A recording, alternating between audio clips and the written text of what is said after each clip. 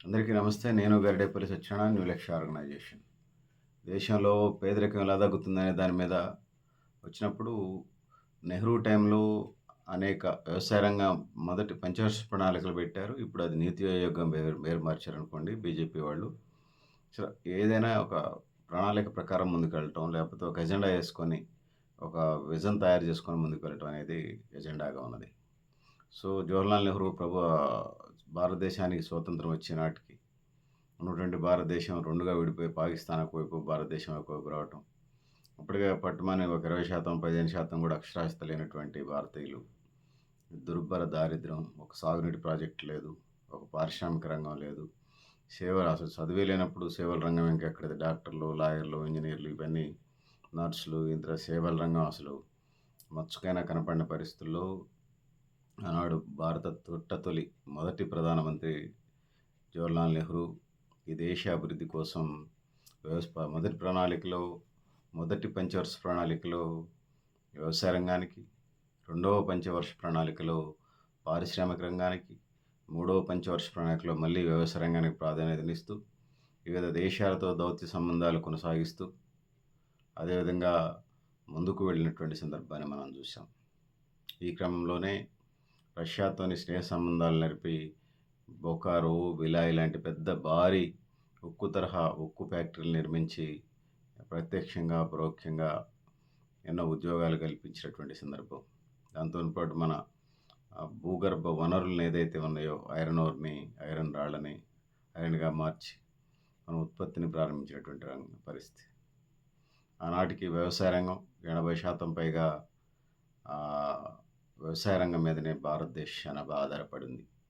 అటు రైతులు గానీ, ఇటు రైతు కూలీలు గానీ ఓవరాల్‌గా భారతదేశం ఉన్నది.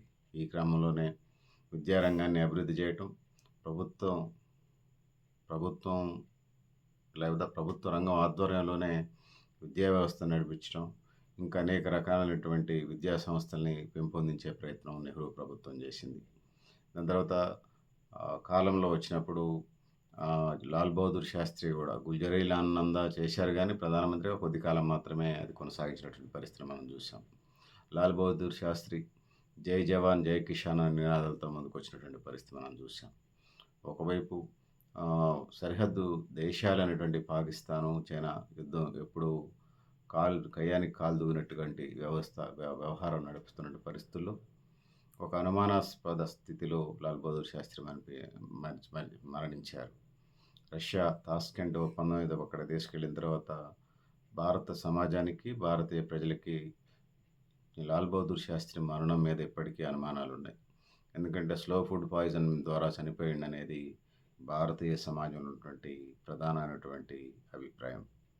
అందుకంటే ముందు లాల్ బహదూర్ శాస్త్రి నెహ్రూ చనిపోయిన తర్వాత లాల్ బహదూర్ శాస్త్రి ప్రధానమంత్రి అయిన తర్వాత చాలా నిజాయితీపరుడు, దేశభక్తుడు, ఎత్తు 5 అడుగులున్న పొట్టివాడైనా గట్టివాడు, అంత పెద్ద మనిషిని అంత పెద్ద మాట అనకూడదు. సో, పెద్దాయన లాల్ బహదూర్ శాస్త్రి చాలా గట్టివాడు.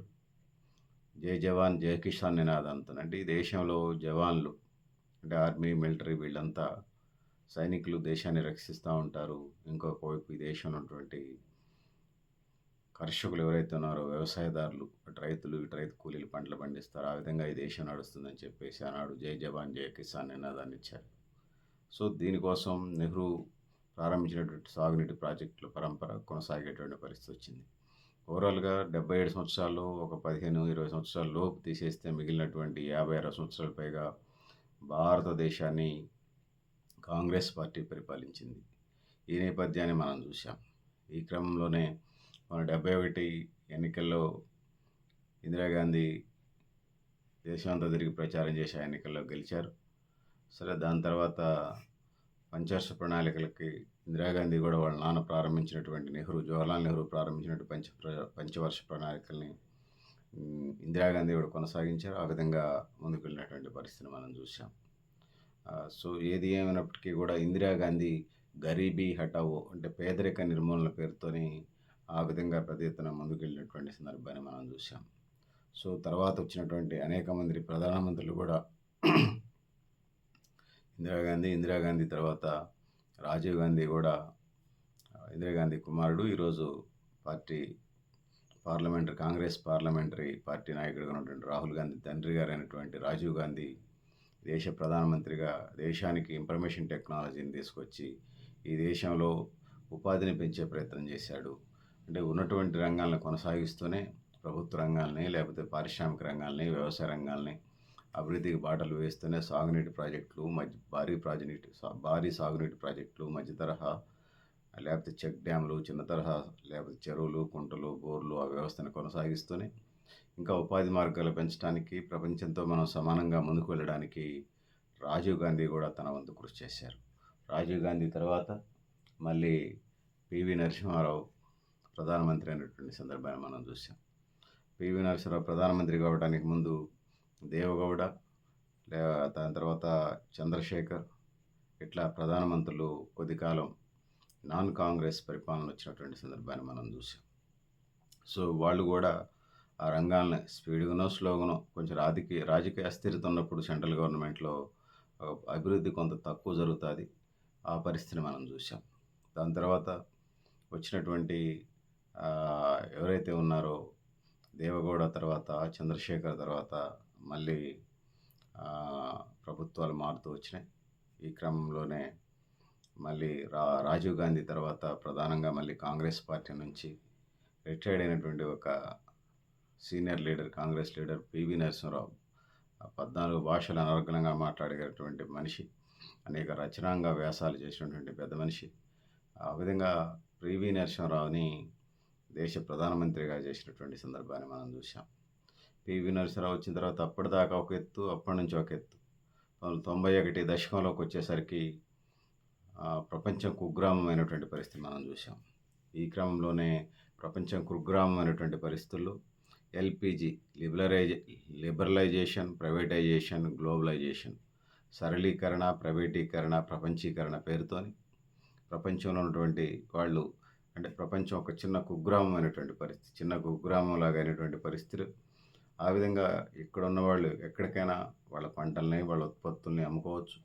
ఎక్కడున్న వాళ్ళైనా ఇక్కడికి అమ్మేటువంటి పరిస్థితి. ప్రపంచవ్యాప్తంగా ఎల్పిజి లిబరలైజేషన్, ప్రైవేటైజేషన్, గ్లోబలైజేషన్ వ్యవస్థ ప్రపంచానికి కుగ్రామం చేసేసింది.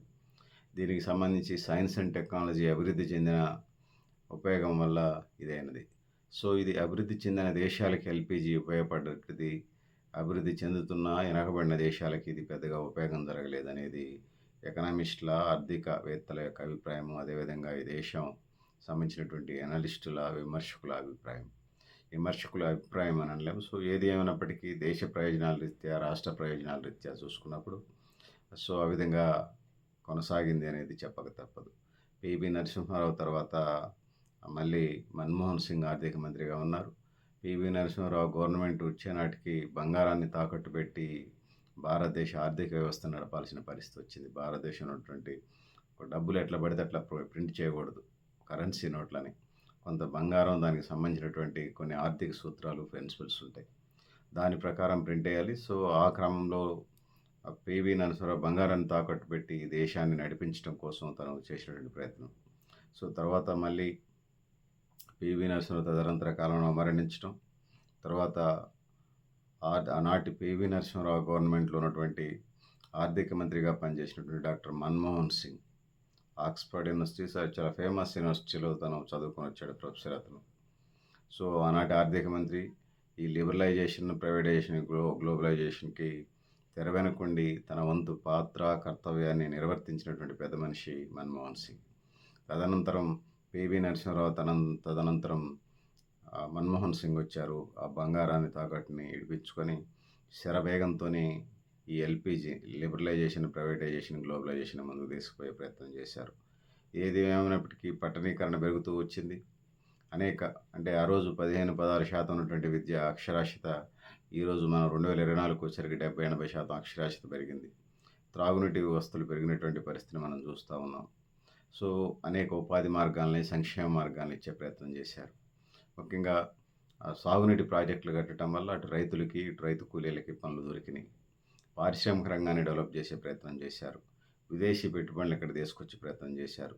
జవహర్లాల్ నెహ్రూ ఉన్నంతకాలం 51% ప్రభుత్వ పెట్టుబడులు, 45% ప్రైవేటు పెట్టుబడులు నినాదం వచ్చింది. పివి నరసింహారావు, మన్మోహన్ సింగ్ వచ్చిన తర్వాత అసలు 59, 40 సంబంధం లేదు. ప్రైవేట్ వాళ్ళే మొత్తం పెట్టుకోవచ్చినట్టు పరిస్థితి వచ్చింది. ఓవరాల్‌గా చూసినప్పుడు పెట్టుబడిదారీ వ్యవస్థనని ఇంకోటనండి ఏ విధంగా చూసినా ఆ విధంగా ముందుకు వెళ్ళిన పరిస్థితి ప్రయత్నం అయితే చేశారు.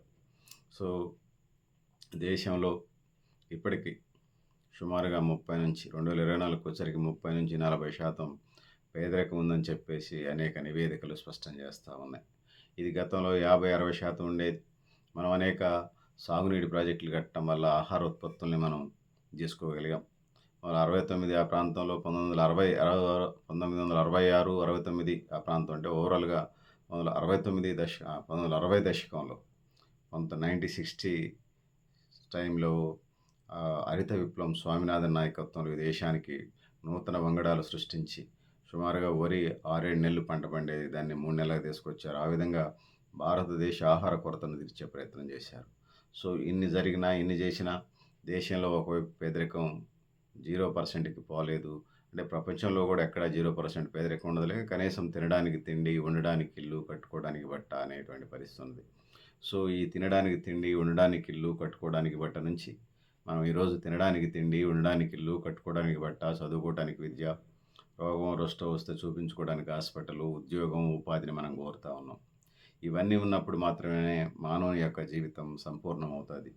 ఇవన్నీ ఈ సౌకర్యాలు అని అనలేము. వీటి అవసరాలు తీరాలి. భారతదేశ వ్యాప్తంగా త్రాగునీరున్నది. నీరున్నది కానీ త్రాగునీరు కాదు. దేశవ్యాప్తంగా ఫ్లోరైడ్ కంటెంట్ ఉన్నది. కట్టుకుంటూ వస్తా ఉంటే ఇప్పుడు సాగునీరు ప్రాజెక్టులు కడతా ఉన్నారు. చిన్న, మధ్య, భారీ సాగునీటి ప్రాజెక్టులు, మధ్య తరహా, భారీ తరహా సాగునీటి ప్రాజెక్టులు కడతా ఉన్నారు. సో, త్రాగునీరు విషయానికొస్తే భారతదేశ వ్యాప్తంగా ఫ్లోరైడ్ కంటెంట్ ఉంది. అది 2% లోపు ఉంటే మంచిది. కానీ భారతదేశంలో 20%గా ఉన్నటువంటి సందర్భాలు అంతకు మించి ఉన్నటువంటి ఫ్లోరైడ్ కంటెంట్‌ని మనం చూసాం. దేశంలో చాలా ప్రాంతాల్లో ఫ్లోరైడ్ కంటెంట్ ఉన్నది త్రాగునీరుకు సంబంధించి. ఈ క్రమం దీనికి తోడు ప్రజల నిరక్షరాస్యులు, చైతన్యం తక్కువగా ఉంది, అక్షరాస్యత తక్కువగా ఉంది. సో, ఈ విధంగా రకరకాల అనారోగ్య పాలై, పౌష్టికాహారం లేక మానవుని ఆయుష్ 50 సంవత్సరాలు కూడా లేనటువంటి పరిస్థితిని చూసాం. ఈరోజు 77, 80 సంవత్సరాలకు వస్తా ఉంది మానవుని ఆయుష్. ఇది 100 సంవత్సరాలకు వెళ్ళినా ఆశ్చర్యం లేదు. సో, ఈ విధంగా నడుస్తున్నటువంటి క్రమాన్ని మనం చూస్తూ ఉన్నాం. సో, నరేంద్ర మోడీ గారు వచ్చిన తర్వాత కూడా ఒక ప్రయత్నం చేశారు. ఎందుకంటే ముందు భారతదేశానికి సంబంధించి అంటే ఈ దేశంలో అవినీతి ఒకవైపు దేశంలో ప్రజలు మగ్గిపోతూ ఉంటారు. ఇంకొక వర్గం 2 వర్గాలుంటే ఒక వర్గం పేదరికంలో పేదలు మరింత పేదలుగా ఉంటే ధనికులు మరింత ధనికులై సర్వభోగ విలాసాలు అనుభవిస్తూ ఉంటారు. సో, ఇది ఆనాడు, ఈనాడు ఉన్నది. భవిష్యత్తులో ఇది ఈక్వల్ చేయాల్సినటువంటి బాధ్యత పాలక ప్రభుత్వాల మీద ఉన్నది. సో, ఆ వైపుగా జరుగుతుందా లేదా అని చూడాలి. సో, ఈ భారతదేశానికి సంబంధించి వచ్చినప్పుడు నేను ఇప్పటికే చెప్పినటువంటి ఒక ఎగ్జాంపుల్ మళ్ళీ చెప్తాను. నరేంద్ర మోడీ గారు వచ్చారు. నరేంద్ర మోడీ గారు వచ్చిన తర్వాత ఈ దేశంలో అంటే 2047 నాటికి ప్రపంచంలో 210 దేశాలు ఉన్నాయనుకుంటే ఈ 210 దేశాల్లో భారతదేశం ఇప్పుడు ఆర్థిక వ్యవస్థలో 5వ స్థానంలో ఉంది. ఈ 5వ స్థానంలో ఉన్నటువంటి నేపథ్యంలో 2047 నాటికి మన ప్రపంచంలో ఉన్నటువంటి ఆర్థిక వ్యవస్థలో 3వ ఆర్థిక వ్యవస్థగా ఎదుగుతున్నటువంటి పరిస్థితి. అంటే టాప్ 3 పొజిషన్స్‌కి మనం వెళతా ఉన్నాం. మేము ఇక్కడ చెప్పదలుచుకున్నది ఒకటే. మీ సోదరులారా, సోదరీమణులారా, అంటే అగ్రిగేట్ చేసి చెప్పడం అనేది ప్రధానం కాదు మేము చెప్పదలుచుకున్నది. ఎందుకంటే ఒక సామాన్య అసంఘటిత రంగంలో పనిచేసేటువంటి కూలీ ఎవరైతే ఉన్నారో అతను ఒక ₹100 సంపాదించాడు అనుకుందాం రోజుకి. అదేవిధంగా అనేక బహుళజాతి సంస్థలు లేకపోతే ఒక పెట్టుబడిదారుడు ఒక రోజులో ₹1,00,000 సంపాదించాడు అనుకుందాం. సో, ఓవరాల్‌గా మనం అగ్రిగేట్ ఈజీగా అర్థం ఉండటానికి ఎగ్జాంపుల్ చెప్తా ఉన్నాను.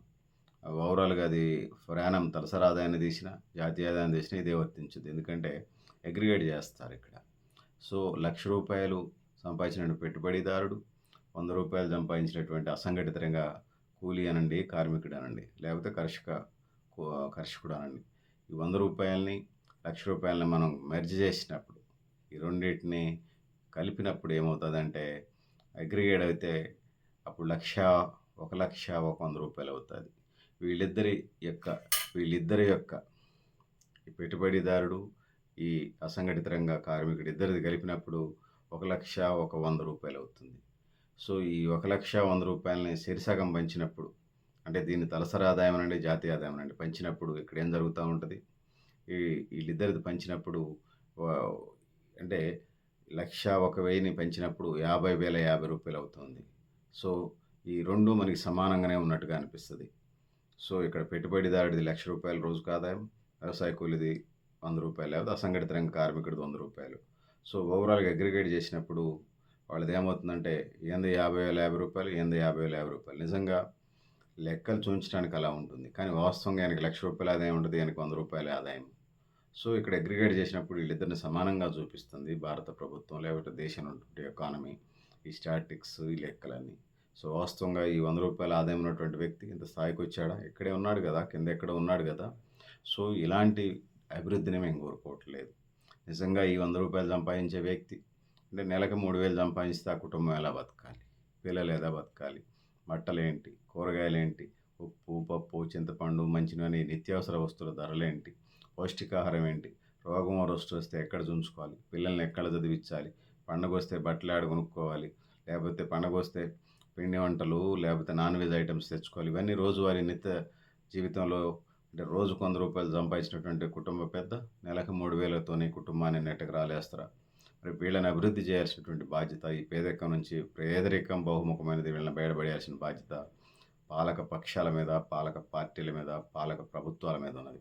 సో, ఇటు రాష్ట్ర ప్రభుత్వం గానీ, అటు కేంద్ర ప్రభుత్వం గానీ ఆ వైపుగా ఆలోచన చేయాల్సిన అవసరం ఉన్నదని తెలియజేస్తా ఉన్నాను. సోదరులారా, సోదరీమణులారా. సో, అందుకోసం ప్రణాళికలు, నీతి ఆయోగ్ అంటారా, ప్రణాళికా సంఘం ప్రణాళికలంటారా, ఇంకో పేరు పెట్టుకుంటారా పెట్టుకోండి. మాకేం అభ్యంతరం లేవు. వీళ్ళని అగ్రిగేట్ చేయటం కాదు. ఈ దేశంలో ఉన్నటువంటి ప్రజల నిజ జీవితాల్లో వెలుగులు నిండాలి. వాళ్ళ నిజ జీవితాలు అభివృద్ధి చెందాలి. సో, అందుకోసం ప్రపంచంలో భారతదేశం టాప్ 5 ఆర్థిక వ్యవస్థలో చేరిందంటే ఇప్పుడు నేను చెప్పినటువంటి వాళ్ళ ఆదాయాలు ఈ దేశంలో పేదలు మరింత పేదలయ్యారు. ధనికులు ఎవరైతే ఉన్నారో మరింత ధనికులయ్యారు. పేదలు మరింత పేదలయ్యారు. ధనికులు మరింత ధనికులయ్యారు. సో, ఈ వ్యత్యాసాన్ని సమం చేయాల్సినటువంటి పాలక ప్రభుత్వాలు, ప్రైవేట్ కంపెనీల సీఈఓగా వ్యవస్థ ఉన్నది. వ్యత్యాసాన్ని సమన్వయం చేసి ధనికుల మీద పన్నులు ఎక్కువేయాలి. పేదలకి ఆర్థికంగా సంక్షేమ అభివృద్ధి పథకాలతో ఈక్వలైజేషన్ చేయాలి, సమానం చేయాలి. ఆ బాధ్యతని పాలక ప్రభుత్వాలు ఇన్ని సంవత్సరాలు చేసినాయని మనకు అనిపించవు. చేసినట్టుగా కూడా అనిపించదు. ఎందుకంటే ఇప్పటికీ 30-40% ఈ దేశంలో పేదరికం ఉంది. సో, మొదటి నుంచి 70% పేదరికం, 80% పేదరికం, 30%కి పడిపోయిందని సంతోషపడి సంకలు గుద్దుకునే పరిస్థితులు మనం ఉన్నాం. సో, కానీ రియలిస్టిక్‌గా పరిస్థితిలో ఉన్నామా లేదా మనం చూసుకోవాల్సిన అవసరం ఉన్నది. సో, సోదరులారా, సోదరీమణులారా, నిజంగా టాప్ 3 ఆర్థిక వ్యవస్థకి, లేకపోతే టాప్ 5 ఆర్థిక వ్యవస్థలో మనం ఉన్నామంటే కొంతమంది లేకపోతే కొన్ని కంపెనీల ఆదాయం పెరగటమే ఈ దేశం నిజమైన అభివృద్ధి అని అంటే నేను ఒప్పుకోను. ఎందుకంటే ప్రజల 145 కోట్ల ప్లస్ మంది ప్రజలు భారతదేశంలో ఉన్నారు. సరే, 146 కోట్ల పైగా ప్రజలు ఈ దేశంలో ఉన్నారు. వీళ్ళందరి నిజ జీవితాల్లో వెలుగులు నిండాలి. వీళ్ళకి తినడానికి తిండి, ఉండడానికి ఇల్లు, కట్టుకోవడానికి బట్ట, చదువుకోవడానికి విద్య, ఇక ఆరోగ్యం బాగాలేకపోతే అనారోగ్యం పాలైతే హాస్పిటల్, ఉచిత వైద్యం, పిల్లల్ని చదివే ఉపాధి, ఉద్యోగ అవకాశాలు, త్రాగునీరు, సాగునీరు, ఇట్లా అన్ని రంగాలకు సంబంధించినటువంటి అవకాశాలు ఉండాలి.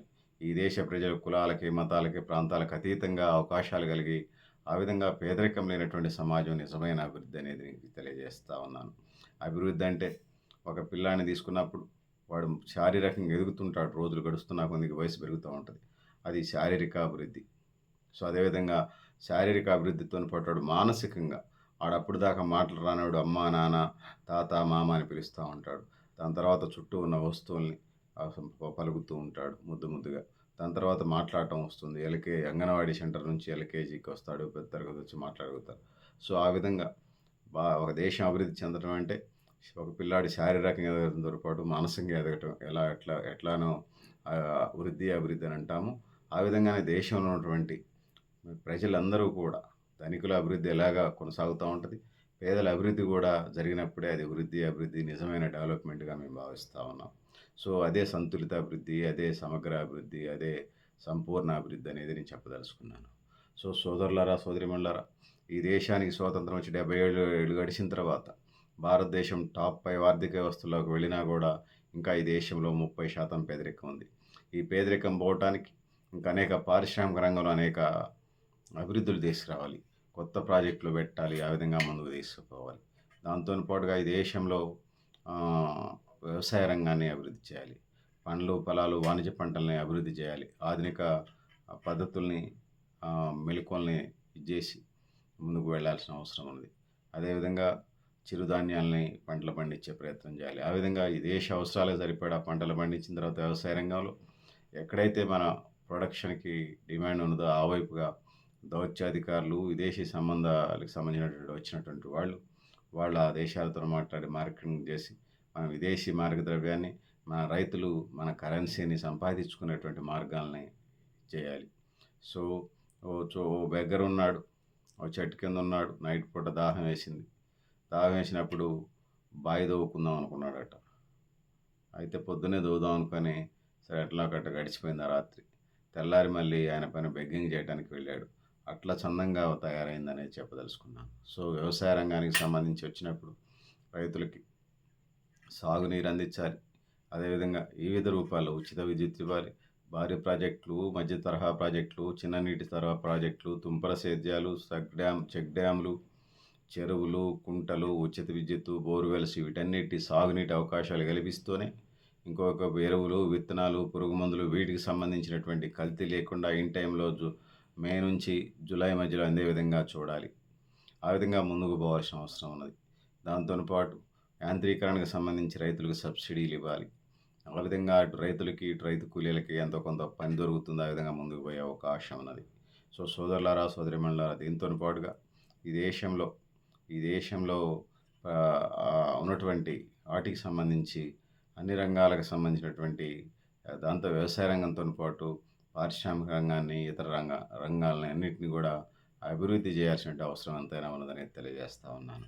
సో, సోదరులారా, సోదరీమణులారా ఇప్పటికీ మన దేశం ఇంకా 30-40% పేదరికంలో ఉన్నదని మనకు అర్థమవుతా ఉంది. భారతదేశ ప్రధానమంత్రి ఈ దేశం అభివృద్ధి చెందింది, వికసిత్ భారత్ అని అంటా ఉన్నారు. నిజంగా వికసించినటువంటి భారతదేశం అయితే మేము కూడా మోడీ గారికి చేతులు జోడించి నమస్తే తెలియజేస్తాం. కానీ నిజంగా ఈ దేశం వికసిస్తుందా? వికసించే ప్రయాణం జరుగుతుందా అంటే ప్రశ్నార్థకంగా ఉన్నది. ఈ దేశంలో 82 కోట్ల రేషన్ కార్డులు ఉన్నాయని సాక్షాత్తు భారత ప్రధానమంత్రి చెప్తా ఉన్నారు. ఒక్కొక్క నెలకి ఒక్కొక్క మనిషికి 5-6 కేజీల బియ్యం ఉచితంగా మేము ఇస్తున్నాం అంటున్నారు. ఒకవైపేమో ఈ దేశంలో అంటే ఈ దేశం టాప్ 3 ఆర్థిక వ్యవస్థలోకి మనం వెళుతా ఉన్నాం. ఇంకొక వైపు మనం 82 కోట్ల మంది ప్రజలు రేషన్ షాపుల దగ్గర లైన్‌లో నిలబడి రేషన్ బియ్యం తెచ్చుకొని తిని బతుకుతా ఉన్నారు. సరే కొంతమంది ఒక 5 కోట్ల మంది, 10 కోట్ల మంది, కొంతమంది కొద్దిగా ఎలిజిబిలిటీ అర్హత కలిగిన వాళ్ళు, అంటే కొద్దిగా వెసులుబాటు కలిగిన వాళ్ళు ఉండవచ్చు. సో, అట్లా తీసేసిన 70 క్రోర్స్ అబోవ్ ప్రజలు.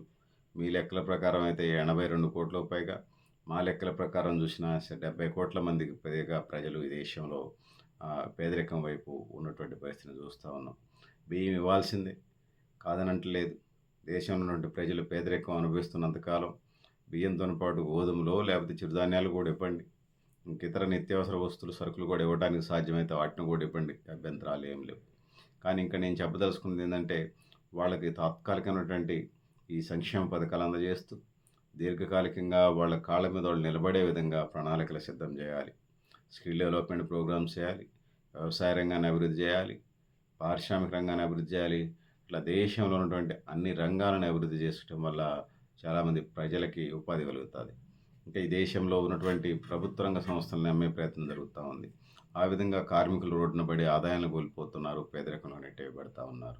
సో, వీటన్నిటిని సమన్వయం చేసుకొని ముందుకు పోవాల్సిన అవసరం ఉందనేది నేను తెలియజేస్తా ఉన్నాను. సో, సోదరులారా, సోదరీమణులారా ఈ దేశంలో నిజమైన అభివృద్ధి ఖచ్చితంగా ఈ దేశంలో పేదరికం లేనటువంటి సమాజాన్ని నిర్మించడమే. పాలకులు ఎవరైనా కావచ్చు, ప్రభుత్వాలు ఎవరైనా కావచ్చు, పార్టీలు ఏదైనా కావచ్చు, నాయకులు ఎవరైనా మారొచ్చు. ఎవరు 1000 ఏళ్ళు బతకరు కాబట్టి. సో, అందుకోసం దీర్ఘకాలికంగా ఈ దేశంలో మోడీ గారు వచ్చి 25 కోట్ల మంది పేదరికం నుంచి బయటికి తీసుకొచ్చామని చెప్తా ఉన్నారు. నిజంగా 25 కోట్ల మందిని పేదరికం నుంచి బయటికి తీసుకొచ్చి ఉంటే చాలా సంతోషం. కానీ నిజంగా అది జరిగిందంటే ప్రశ్నార్థకం. సో, సోదరులారా, సోదరీమణులారా, సో ఈ దేశంలో రేషన్ బియ్యటం బంద్ చేయండి 82 కోట్ల మందికి. మళ్ళీ కేజీ బియ్యం 200కి పోద్దనుకోండి. మళ్ళీ అది కొనుక్కోలేక శ్రీలంక లేకపోతే పాకిస్తాన్ లాగా తయారవుతుందని చెప్పదలుచుకున్నాను. సో, ఈ దేశం అస్సలు అభివృద్ధి చెందలేదు అని నేను చెప్పటం లేదు. ఎంతో కొంత అభివృద్ధి జరుగుతుంది గానీ, జరగాల్సినంత జరగట్లేదనేదే మేమిక్కడ చెప్పదలుచుకున్నాం. సో, సోదరులారా, సోదరీమణులారా, సో, భారతదేశ అభివృద్ధికి సంబంధించి ప్రధానమంత్రులు మారుతూ ఉంటారు. దాన్ని కాదనలేం. పార్టీలు మారుతూ ఉంటాయి. అదే కేంద్రంలో అధికారంలోకొచ్చాయి. సో, ప్రతి సంవత్సరం బీజేపీ అధికారంలోకి వచ్చినాడికి 10 ఏళ్లు 11వ సంవత్సరంలోకి అడుగుపెట్టాం. కాంగ్రెస్ గతంలో మేము సంవత్సరానికి 1,00,00,000 ఉద్యోగాలు ఇస్తామంటే, బీజేపీ మేము సంవత్సరానికి 2,00,00,000 ఉద్యోగాలు ఇస్తామని చెప్పేసి అధికారంలోకి వచ్చి 10 రోజులు 20,00,00,000 ఉద్యోగాలు నిజంగా ఇచ్చుంటే ఈ దేశంలో 20,00,00,000 అంటే ఇంటికి 5 మంది వేసుకున్న 100,00,00,000 మందికి ఉపాధి ఉండేది. పాత ఉపాధి కాకుండా ఇది. అంటే ఈ దేశం అందరికీ ఉద్యోగం, ఉపాధిలో ఉండి ఆదాయ మార్గాలు, రోజువారీ ఆదాయం వస్తూ ఆ విధంగా పేదరికం నుంచి బయటపడేవాళ్ళం. కానీ నిజంగా ఆహ్, బ 20,00,00,000 ఉద్యోగాలు సృష్టించకపోగా ప్రభుత్వ రంగంలో డైరెక్ట్‌గా ఉద్యోగాల రిక్రూట్‌మెంట్స్ 1,50,00,000 నుంచి 2,00,00,000 ఉద్యోగాలు దేశవ్యాప్తంగా ఉన్నటువంటి ఉద్యోగాలను రిక్రూట్‌మెంట్ చేసే దిక్కు లేదు. అదేవిధంగా 29 రాష్ట్రాలు, 8 కేంద్రపాలిత ప్రాంతాల్లో కూడా అదే పరిస్థితి. ఖాళీ ఉద్యోగాలు భర్తీ చేస్తామని చెప్పేసి గాలికి వదిలేశారు. నిరుద్యోగ భృతిని చేయరు. ప్రభుత్వ రంగ సంస్థల్ని లాకౌట్ చేసి మూసేస్తుంటే వాళ్ళు కార్మికులందరూ రోడ్డున పడతా ఉన్నారు. సో, ఇట్లాంటి పరిస్థితులు ఈ దేశంలో ఉన్నాయి. తద్వారా ఈ ప్రజలందరూ పేదరికంలోకి నెట్టివేయబడతా ఉన్నారు. సో, అందుకోసం వీళ్ళందరి బాగోగులు చూడాల్సినటువంటి పరిస్థితి ప్రభుత్వాల మీద ఉంటదని తెలియజేస్తా ఉన్నాను. సో, ఆ విధంగా ముందుకు పోవాల్సిన అవసరం ఎంతైనా ఉందనేది నేను తెలియజేస్తా ఉన్నాను. సో, సోదరులారా, సోదరీమణులారా, 1,50,00,000 నుంచి 2,00,00,000 ఉద్యోగాలు ఇయ్యాల్సినటువంటి కేంద్ర ప్రభుత్వం అవి భర్తీ చేసే పరిస్థితి లేదు. అసలు మరి ఇంతమందికి ఉపాధి ఎక్కడ దొరుకుతుంది? సో, ఇయన్నీ భర్తీ చేయాల్సిన అవసరం ఉన్నది.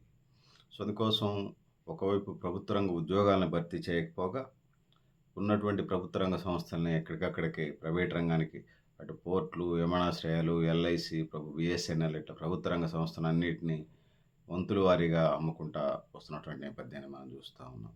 నేను ఒక ఇంట్లో కిరాయికి ఉన్నాననుకోండి, ఆ కిరాయి ఓనర్‌కి నాకు జరిగిన అగ్రిమెంట్ ప్రకారం నేను కిరాయి కట్టినన్ని రోజులు ఇంట్లో ఉంటాను. నాకు సరే నా ఇంటి రెంట్‌కి సంబంధించి చర్చలో అదొక భాగం. కానీ నేను ఇంటి కిరాయికి వచ్చినటువంటి వ్యక్తిని ఇంటి కిరాయి కట్టి ఇక్కడ నేను కిరాయికి ఉండాలి. అది నా బాధ్యత. సో, ఇల్లులు శుభ్రంగా ఉంచుతూ ఇంటి కిరాయి కట్టుకుంటూ నేను కొనసాగించాలి. కానీ ఇంట్లో కిరాయికి ఉన్నాను కాబట్టి నేను ఇల్లు అమ్ముతాను అనేటువంటి పద్ధతి సరికాదు. ఇక్కడ పాలక ప్రభుత్వాలు ఏదైతే ఉన్నాయో, ఇటు రాష్ట్ర ప్రభుత్వం గానీ, అటు కేంద్ర ప్రభుత్వం గానీ ఏం చేస్తా ఉన్నాయంటే, ఇంటి కిరాయికి వచ్చినోళ్ళు ఇల్లు అమ్మినట్టుగా ఈ దేశంలో ఉన్నటువంటి ప్రభుత్వ 5 ఏళ్ల పరిపాలనకి ఓట్లేస్తే, ఈ దేశంలో వీళ్ళంతా ఏం చేస్తా ఉన్నారంటే, ప్రభుత్వ రంగ సంస్థల్ని మూసివేస్తా ఉన్నారు. ప్రభుత్వానికి సంబంధించిన అన్నీ అమ్మేస్తూ వాళ్ళ ఆహ్, అంటే అలసత్వాన్ని లేకపోతే దీని ప్రభుత్వ రంగాన్ని, జాతి సంపదని అడవులుగా అమ్మేస్తున్నారు, తాకట్టు పెడుతున్నారు. ఈ దేశాన్ని అప్పుల పాలు చేస్తా ఉన్నారు. ఒక్కొక్కరి నెత్తి మీద అంటే ఒక్కొక్క తలకాయ మీద ఇప్పటికీ 5-6 లక్షల అప్పు ఉందని అనేక లెక్కలు చెప్తా ఉన్నాయి. అనేక రిపోర్ట్స్ చెప్తా ఉన్నాయి. అంటే ఈ చొప్పున చూసుకుంటే సుమారుగా ఒక నలుగురు, ఐదుగురు ఉన్న కుటుంబానికి ఒక్కొక్క ఇంటికి కనీసం 10 లక్షలకు పైగా అప్పు ఉంది అనేది మనకు అర్థమవుతా ఉంది. అంటే ఈ దేశంలో పుట్టినటువంటి బిడ్డ దగ్గర నుంచి పిల్లల దగ్గర నుంచి చనిపోబోయే వృద్ధుల దాకా, అంటే ఆ విధంగా వృద్ధుల దాకా ప్రతి తల మీద అప్పులున్నాయి. సో, ఈ విధంగా ఉన్నటువంటి పరిస్థితుల్లో ఈ దేశాన్ని అభివృద్ధి చేసుకోవడానికి సంబంధించి వ్యవసాయ రంగాన్ని, పారిశ్రామిక రంగాన్ని, అన్ని రంగాలను అభివృద్ధి చేసుకుంటూ విదేశ టెక్నాలజీని, సైన్స్ అండ్ టెక్నాలజీని అందిపుచ్చుకొని ఉపాధి మార్గాన్ని, స్కిల్ డెవలప్మెంట్ ప్రోగ్రామ్ చేస్తూ ఉపాధి మార్గాలను పెంపొందించుకోవాలి. మన దేశ ఉత్పత్తుల్ని మనకు సరిపడా ఉంచుకొని విదేశాలకి ఎక్స్‌పోర్ట్ చేసే ఎగ్జిమ్ పాలిసీ, ఎక్స్‌పోర్ట్, ఇంపోర్ట్ అంటారు కదా! ఎగుమతి, దిగుమతి విధానాన్ని స్ట్రెంథెన్ చేయాలి. అదేవిధంగా ఆరోగ్యాన్ని డెవలప్మెంట్ చేసే కార్యక్రమాలు చేపట్టాల్సిన అవసరం ఉంది. ఆ విధంగా నైపుణ్య స్కిల్ డెవలప్మెంట్ ప్రోగ్రామ్ చేయటం వల్ల వాళ్ళ పనిలో నైపుణ్యం పెరుగుతది. ఆ విధంగా దాన్ని చేయాలి. సో, ప్రపంచవ్యాప్తంగా మారుతున్నటువంటి అప్డేట్స్‌ని దృష్టిలో పెట్టుకొని ఎప్పటికప్పుడు స్టడీ చేస్తూ ఉపాధి మార్గాలు ఏ రంగంలో ఉన్నాయి, ఒక దశాబ్దమో, 2 దశాబ్దాల పాటు ఏ రంగాల్లో, లేకపోతే రాబోయే 10 ఏళ్ళు, 20 ఏళ్ళు, 50 ఏళ్ళు ఏ రంగంలో ఎక్కువ ఉపాధి మార్గాలు ఉంటాయో ఆ రంగాలను సెలెక్ట్ చేసి ఆ విధంగా ఉపాధి మార్గాలను పెంచాల్సిన అవసరం ఉన్నది. సో, ఆ విధంగా ముందుకు పోవాల్సిన అవసరం ఉందని తెలియజేస్తా ఉన్నాను. సో, సోదరులారా, సోదరీమణులారా, ఇది భారతదేశానికి సంబంధించి మీరు కూడా మీ అభిప్రాయాలను కామెంట్ బాక్స్‌లో రాయండి అని తెలియజేస్తూ, నేను Garidepalli Satyanarayana, new Lakshya organisation. Thank you. One and all.